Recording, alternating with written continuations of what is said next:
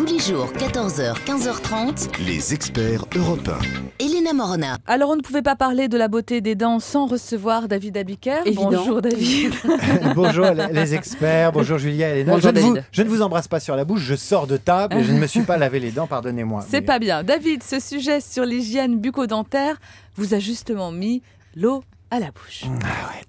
C'est clair, car si les yeux sont le miroir de l'âme, et vous l'avez dit, vous l'avez souvent dit Elena, Oui, bien sûr. la laine de chacal est évidemment le reflet d'une digestion C'est surtout ça que je problématique. dis. Mais plus encore, comment informer nos auditeurs sérieusement sur ce qui se passe dans leur bouche, des goûts, si on ne leur parle pas d'amour? Car l'amour et l'hygiène dentaire sont indissociablement liés, et je sens d'ailleurs que vous souscrivez, monsieur le dentiste. Hein? Tout à fait, tout à fait.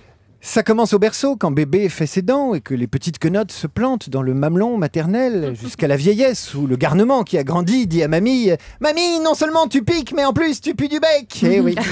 Quelle horreur. Je voudrais citer le célèbre vendeur de kebab, Hollywood Shawarma, qui nous enseigne qu'il n'est pas de relation sentimentale durable sans un véritable dentifrice de qualité, car c'est là, entre les dents et la gencive, qu'attaquent les bactéries du désamour.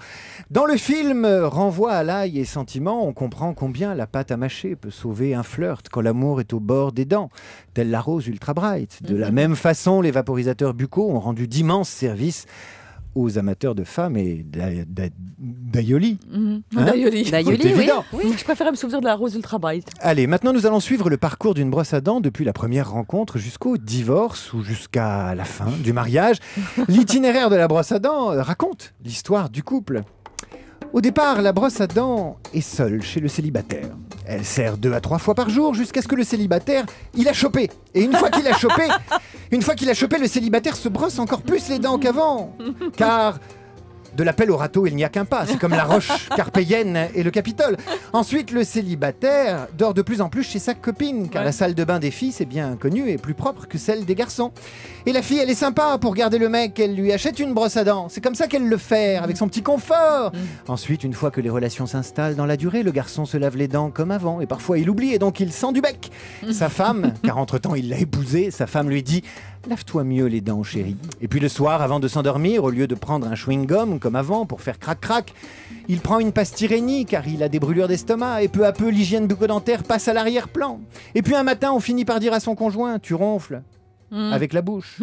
Tu peux respirer de ton côté, on dirait un chacal. Oh, c'est terrible. Mais c'est la vérité, c'est la vérité. Et puis un soir, le conjoint rentre à 4h du matin, la laine chargée. Ouais. Et puis le temps passe, on vieillit et un jour, celui qu'on a aimé trépasse. Et que garde-t-on en souvenir? Le dentier. C'est Bah, bien évidemment, le dentier.